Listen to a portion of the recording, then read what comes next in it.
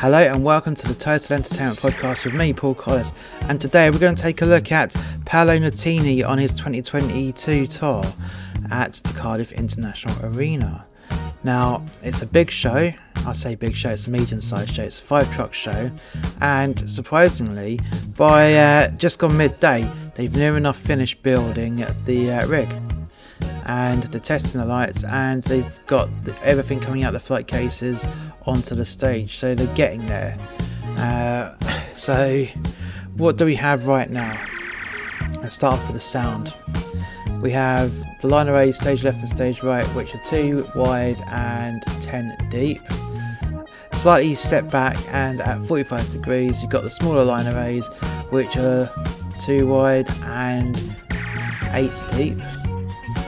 And on the front of the stage you have 10 single layer subs on the floor with a front fill on each of the subs. So a nice basic bit of kit there. It's not needed because of the type of musician Paul Nutini is. Lighting wise though, this is quite interesting actually, it's really interesting. So stage left and stage right, you have 3 sets of lighting ladders hanging down from a feeder truss. So what's a lighting ladder? Well, it's a load of rigging that looks like big chunky ladders that hang from a truss, and on each rung of the ladder is a light. And these lights are source 4s, so a bit old school technology with a modern twist because they are the LED source 4s. So it's essentially the same body with an LED at base of the unit and a high def 36, I believe they're 36 degree lens tubes in there. And there's a way to tell them, I can tell them by touch from using source 4s for many years, the old school version of the tungsten versions. You can do that by putting your hand up the snoot of the lens and feeling the position of the lens. So anyways, I digress. So you have the side trusses, then you have your front of house one, which there's only one front house bar, and that's got some LED profile units on there. And on LX 2, 3 and 4, no, LX 1, 2 and 3 on stage, you have LX1, which is a small bar in the middle of the stage with a handful of profile units. Then set back is the next one, which is slightly wider with the same units on there, and further back still you've got one that's even longer with the same kind of units as well. And I'm going to make a slight correction because there's actually wash units as well as the profile units on there. So it's wash, profile, wash, profile, wash, profile. Also you have some single row mold phasers on there as well on each of those lighting trusses. So a nice little bit of coverage for the audience. Currently I am unsure if there's going to be some floor units at the side of the stage, but I can see a handful of floor units at the back of the stage just in front of a white backdrop. So I've got a funny feeling that they're going to light the backdrop to different colours because it's an old school cyclorama style backdrop, and when you shine enough lights on there it'll have a nice seamless wash and colour on that backdrop. So very nice. Also, the reason for that particular backdrop, in the auditorium, on the arena floor, in the mixer position, you've got a tall platform behind the lighting desk with 2 massive Christie projectors, and they're obviously going to project images onto that backdrop as well. So not only will they be lighting it, they'll also use video footage from the front. And stage left and stage right, you've got old school projector screens, and there's also a projector platform sat against the wall, giving enough throw to put a nice image on there. And I think that that's going to be close-ups from a camera position onto Paolo Nutini. We'll be back after this.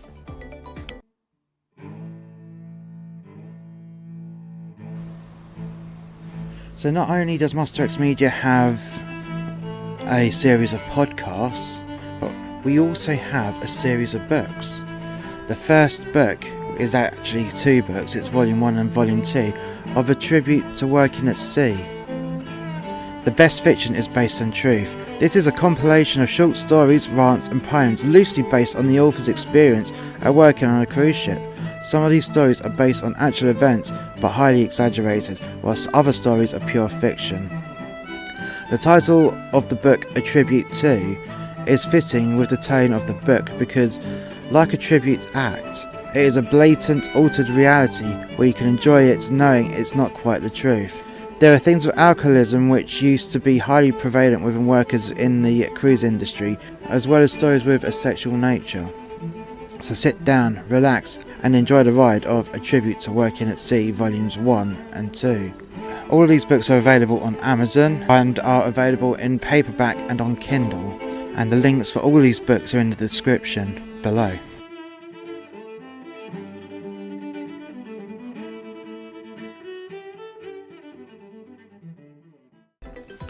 Paolo Giovanni Nutini, born on the 9th of January 1987, is a Scottish singer, songwriter and musician from Paisley. Nutini's debut album, These Streets 2006, peaked at number 3 in the UK Albums Chart. Its follow-up, Sunny Side Up in 2009, debuted at number 1 in the UK Albums Chart. Both albums have been certified quintuple platinum by the British phonographic industry. 5 years later, Nutini released his third studio album, Caustic Love, April 2014. The album received positive reviews from the music critics. Caustic Love debuted at number 1 in the UK Albums Chart and was certified platinum by the BPI in June 2014. While Nutini has not formally addressed it, he was on hiatus from 2017 to May 2022 when he announced his 4th album, Last Night in the Bittersweet. Among other accolades, Nutini has received 3 Brit Award nominations and an Ivor Novello Award nomination for songwriting. In July 2014, he was referred to by the BBC as arguably Scotland's biggest musician right now. So here's a bit of his early life history. So Nutini was born in Paisley, Scotland, as we've been over, and has a younger sister. His father, Alfredo, is a Scot of Italian descent from Barga in Tuscany, whilst his mother, Linda, is Scottish. He was expected to follow his father into the family fish and chip shop business. As a child, he attended Pace Youth Centre. He was first encouraged to sing by his music-loving grandfather, Giovanni Jackie Nutini, and a teacher at his school, St Andrew's Academy, who recognised his talent. Nutini left school to work as a roadie and sell t-shirts for Scottish band Speedway. He spent 3 years learning the music business and performing live. He later worked as a studio hand at Glasgow Park Lane Studio, and it is where he started demoing songs, writing with Jim Dugard and the drummer of Speedway. His big chance came when his younger family member signed him up to his first live show, which was 102.5 Clyde 1 for David Snedden's return to his hometown of Paisley at the beginning of 2003. Snedden was delayed, and as the winner of an impromptu pop quiz, Nutini was given the chance to perform a couple of songs on stage during the wait. The favourable reaction from the crowd impressed another member of the audience, Brendan Moon, who offered to become his manager with his business partner, Mike Baldwin. Mike Baldwin continues to manage Nutini. At 17, Nutini moved to London and performed regularly at the Bedford pub in Balham with local singer-songwriter Charlie Wallace. Other radio and live performances had followed, including 2 live acoustic spots on Radio London, the Hard Rock Cafe, and support slots for the Rolling Stones, Amy Winehouse and Katie Tunstall.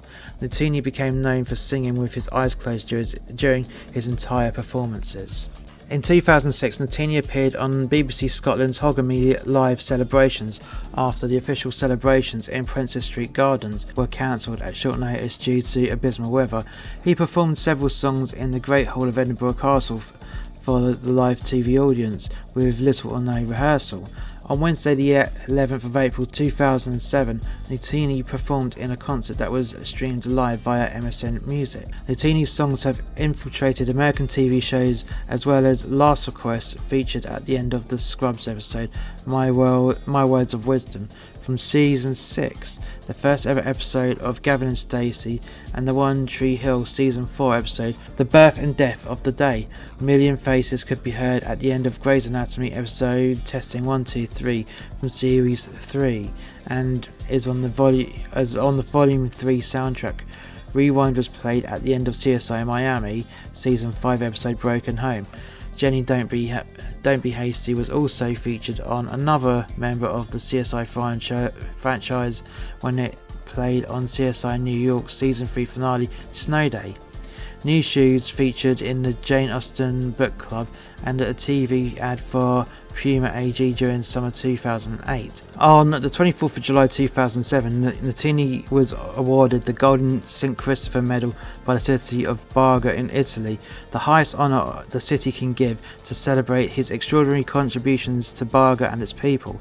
On the 18th of September, Nutini performed Last Request on The Tonight Show with Jay Leno. In September 2007, Nutini recorded a short radio show with Amine.com where he listed his top 10 favourite tracks and the reasons behind his choices. In October 2007, Nutini performed for the annual Voodoo Fest held in New Orleans, Louisiana. In 2008, Nutini's music was featured in the movie adaptation of Irvine Welsh's best-selling novel Ecstasy, Three Tales of Chemical Romance. On New Year's Eve in 2008 to 2009, Nutini performed at the Hogamy Street parties for both Edinburgh and Glasgow in Scotland, becoming the first act to play both locations at the same day for the event. Nutini appeared on the 2011 documentary Reggae Got Soul, the story of Toots and the Maytals, which was featured on BBC and described as the untold story of one of the most influential artists to ever come out of Jamaica.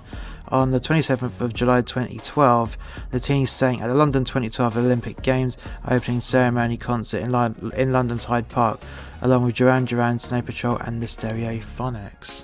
Nutini had an 8-year on-again, off-again relationship with Scottish marketing graduate and model Terry Brogan. The pair met at St Andrew's Academy in Paisley and started dating when they were 15. After the split, he was romantically involved with Irish TV presenter and model Laura Whitmore. Nutini had a relationship with English actress and model Amber Anderson from 2014 until 2016.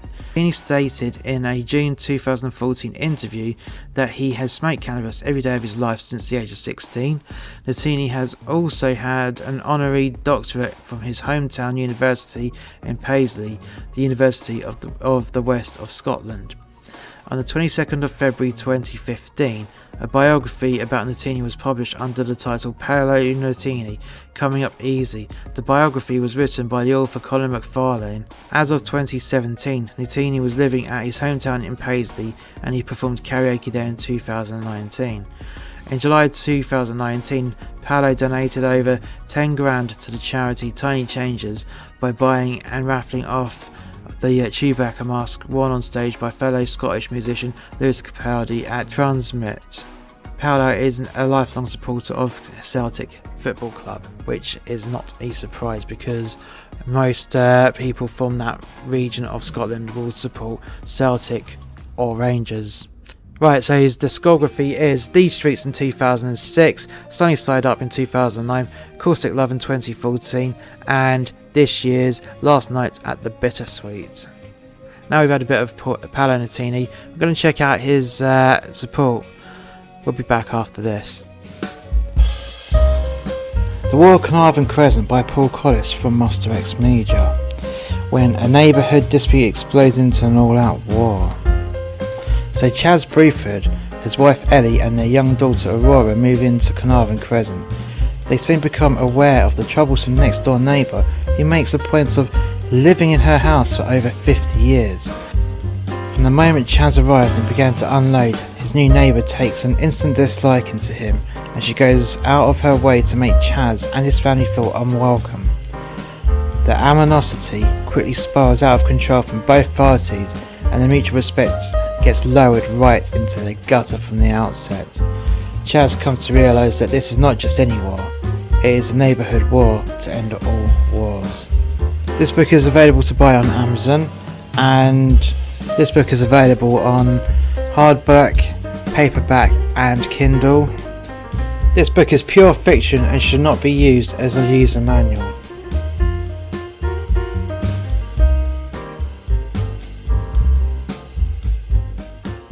And we're back. So, New Dad are an indie rock band from Galway, Ireland. The music has been compared to The Cure and Just Mustard by Enemy magazine. Artwood magazine rates of the group: the band oozes personality with cynical but honest lyrics, colourful visual components and poignant messages about coping with the painful formative experiences. The group have appeared at the Green Man Festival in Wales, the Pitchfork Music Festival in Paris, and on the Irish television programme Other Voices. Julie Dawson, Andel O'Byrne and Fascia Parslow stated that the band started the band while in secondary school as a way of avoiding solo performances for their leaving certificate practical music exam. O'Dowd, who was studying music technology in Limerick, began recording the band before eventually becoming a full member. An early feature in local paper The Connaught Tribune wrote, "Belaying their relative inexperience, Galway band New Dad are fast becoming one of the city's most inventive and enthralling acts." The band released 5 singles in 2020, How, Swimming, Cry, Blue and I Don't Recognise You, which accrued over 2 million streams on Spotify. On November the 5th in 2020, the group recorded a live session for Steve Lamarck show on BBC 6 Music. So the band are Julie Dawson on vocalist and rhythm guitar, Andel O'Byrne on bass guitar, Sean O'Dowd on lead guitar and Fascia Parslow on drums. And here is their discography. So you got 2 EPs, Waves EP in 2021 and Banshee EP on 2022.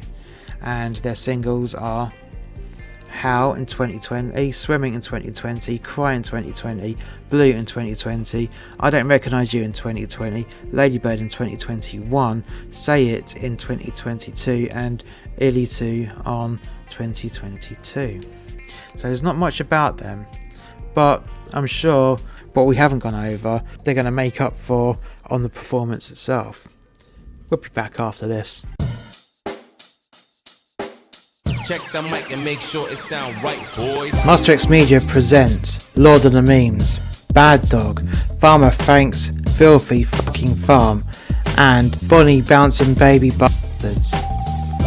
All 3 of these books are meme books, and they come up with some pretty brutal and hilarious memes which are definitely not for children or the easily offended.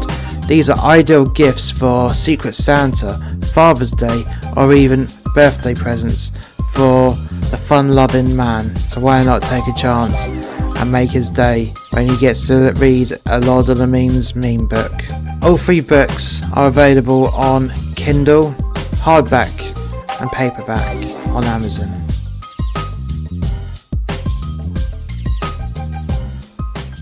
And we're back, and it's now the next day, and I'm now on foot. So, reason for that is the loadout was a bit of a late one, and yes, life. Anyways, so, New Dad.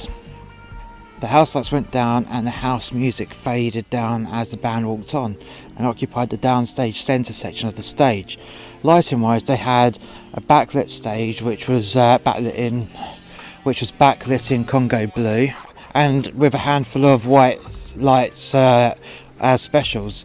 And what I mean by a special is a pool of light. So it basically means that's one person's own special light, and that's what they did. They lit everyone up, or every member of the band up in a special, and that's it. And that is how it stayed for the entirety of the set. So they were quite literally rooted to the same points, but they had the beams as wide as possible, so they had a bit of leeway and playroom so they can move around a little bit. but not too much because it was a very limited amount of light.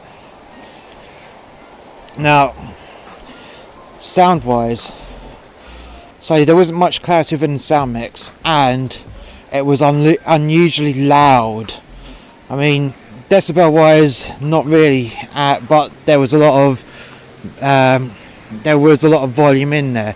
So when I say the difference between it, there is a big difference between volume and decibels. It's just a different metric of monitoring how much noise is coming out. But we can go into that another time. The second song, unfortunately, was absolutely plagued by feedback. And it took a while for it to get under control. But it was a real piercing, loud, sharp bit of feedback each time. Now, how was this caused? I'll tell you exactly how this was caused. The guitar amps were not put through the sound system on a DI, direct interface. No, they had a microphone in front of each amp, and then directly in front of each amp was the stage monitors, so they could hear what they needed to hear in their version of the mix. And because those were running really loud, the microphones on the amplifiers of the guitars were picking up the signal from the monitors, and that's what caused the feedback. So eventually the sound engineer wrestled down the volume and got the feedback under control, and then the front of house mix was a little bit lowered as well. So it finally got caught by the third song. I'd say third or fourth song that they had, the sound was much better controlled, and then you could appreciate that the lack of clarity that they had was their unique sound.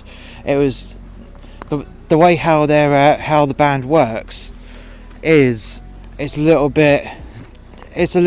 their unique sound. There's no other way to describe it. It's not about through a general lack of clarity. It's the way how they merge their sound together to give the band its unique sound. And I say that in the same respect of, for example, surfer rock. It has its own unique sound, and it's very distinctive. And in the same school of things, that's how New Dad were. They had their own unique sound, and I actually liked that sound once it was wrestled down into a bit more control. And it came across really well, actually. Performance wise, I do believe New Dad have so much more potential. They are definitely on the up and coming, because their songs were great, they were quite memorable, and they had great stage presence and great charisma. For example, the male guitarist, stage right, the lead guitarist, I would say, maybe. I'm not sure, because they swapped. But the lead singer would swap between being lead and rhythm with the other guitarist. But anyways, he was rocking out properly, hardcore rocking it out in his own world, which was great. It's refreshing to see someone do that. And the bass player, she was great. She had a presence as well. They all interacted well together. And Judy Dawson, who is the lead singer, she has such a distinct voice, which was really good to hear and refreshing, because it's something different. And when I say something different, I mean it's really good. And that's what you want in a new up and coming band, a unique sound which makes them stand out from all the rest. There's definitely no mediocrity within this band. They are unique on their own, and they will become quite prominent in the future, I do believe. We'll be back after this. Anthology of Rage by Paul Collis from Muster X Media. Anthology of Rage is split into 4 distinct sections. Each section was originally supposed to become a book in their own rights, but unfortunately the author never got round to finishing each project. He did feel, though, that these pieces of work were too good just to be forgotten about on his hard drive, and decided to put them all together in this anthology. Section 1 is a continuation of a tribute to Working at Sea, which, with the last 7 short stories written from the collection that didn't quite make volume 1 and 2, but were too good to be left unpublished. Section 2. Not quite short stories, but more rants that could be seen to be short stories about Christmas. Section 3, monologues from the twisted mind of the author. And section 4 are poems based on the life experiences of the author. So a nice little eclectic mix of short stories and poems. Very interesting read. And if you like anger, this is a book for you. This book is available on paperback, hardback and ebook format on Amazon. And we're back. So Paolo Nutini, the lights went down and all the screens started up with the intro video, which looked like an old school TV. You know, if you're old enough to remember black and white TV where it gets so fuzzy and out of signal and you have to get your hand, you swirl it around and then you bang the top of the TV. That's what it looked like, but without banging the top of the TV where the image was cutting in and cutting out. And then what they did very cleverly, as the lights were coming up, to reveal Paolo Nutini, they had his live video feed get mixed into that TV style static, and he was coming in and out. I don't know if anyone's seen Star Trek II: The Wrath of Khan, where they're in the nebula and you see little glimpses through the static of the USS Reliant, or if you're Khan, you saw glimpses of USS Enterprise. But that's what it looked like. It had that vivid feel about it. But anyways, I digress.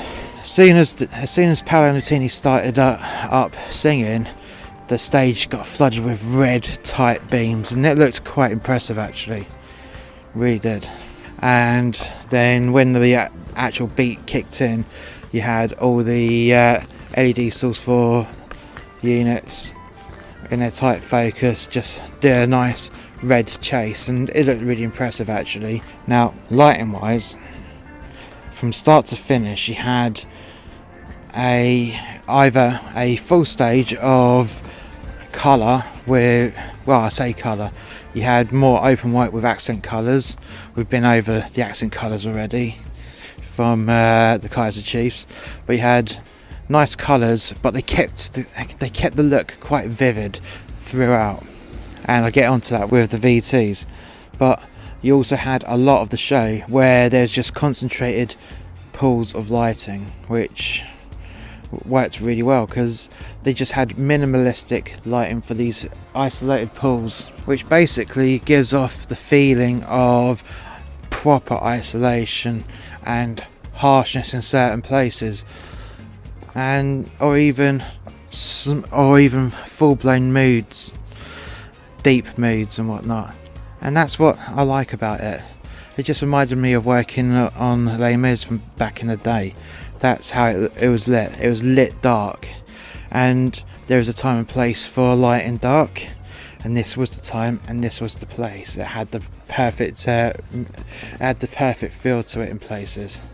And with the amount of the LED source 4 profile units, which were on the 36mm lens tube by my head, because I went right up close to them at one point and saw that it had the 36mm lens tube sticker on it, so I didn't have to even stick my hand up the unit, and neither would I, because A, they're not my lights, and B, it's a bit rude to just play around with someone else's work and focus. Anyways, I digress.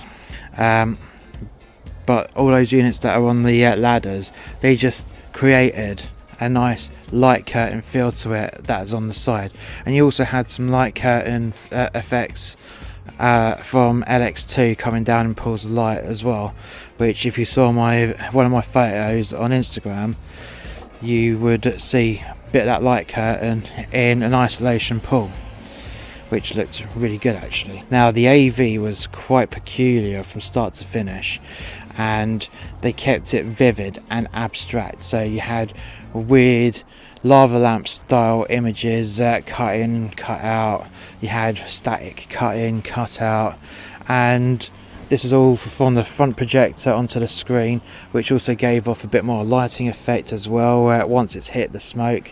So say you weren't looking at the stage but you're looking towards the back of the arena, you could see the pools of light in mid-air, as the projector bounced the light around on the back of the screen at the back, so you could see this glow, this misty glow of light, which, depending on what colour it looks either warm or sometimes quite, dare I say it, creepy, which had a really good effect to it, especially if there was an isolation period on the stage. And also, what most people wouldn't understand is the brightness of the colours on the screen, and at even some point on the walls, because they had projectors in front of the house that projecting on the walls of the arena as well. And these were pretty dim when they reached the screen, because they deliberately had calculated the light decay. And what do I mean by light decay? Well, you have your light source and you have the place where it hits, and if it's a really bright intense light, it won't fade it in intensity by the time it hits its target. But if you've got a weak lighting source, such as the projectors, and the target is towards the end of its visual range, it'll get dimmer as the further the light is getting projected, until it's not seen at all. And that's what they deliberately banked on, because with these vivid colours and whatnot, if they were on a LED screen, a modern LED screen, they would just completely outshine all their lighting effects that they designed for, with the source for PAR LED units to the moving head units with their gobos and whatnot. And if there's an isolation pool, then it wouldn't look isolated at all. So that's why they've done it with old school projectors, knowing for a while that there will be light decay, and it was a deliberate effect. Now, sound wise, from start to finish, the volume was relatively loud, but it was also of a low decibel nature throughout the whole show, which was yet again a deliberate thing. They wanted to give you the volume, but not the full whack of decibels in your face. So you'd get the volume, but not the power. And I think that's a deliberate thing that they've done within the sound design of the show. And it was definitely a 22 karat gold clarity standard for his set from start through finish. How was his actual performance? Well, he's a very talented musician, he's a very powerful singer, and from start to finish he had people singing along, people swaying in certain places and he just captured their imagination and attention from throughout. When I was walking through the crowd at one point during the show, you could just feel the atmosphere in there, the sheer enjoyment of people listening to one of their favourite artists, who is multi-talented, by the way, being able to play various instruments as well as singing with his great vocal ability. It was definitely a show that if you were a fan and you missed, you would have completely missed out, and I reckon you would have been depressed if you're a fan and you missed out on the opportunity to see the show. It was that strong a performance, and I would definitely love to see Paolo Nutini again. I would love to do another podcast about him again, so then I can just compare the two shows together, and just to show you the whole world that he is really, really good at what he does. And it also goes to show, with Paolo Nutini having a minimalist look, you don't need all the expensive technologies, you don't need all the expensive toys to give you an interesting looking show, where he used basic technology and old school technology to a modern feel, and it just created a real good atmosphere, and I'd definitely love to see that again. If you've enjoyed today's podcast, please hit like, subscribe and share. And if you haven't already done so, why not check out more content from Master X Media by clicking the links in the description below. And we shall catch you next time. Bye for now.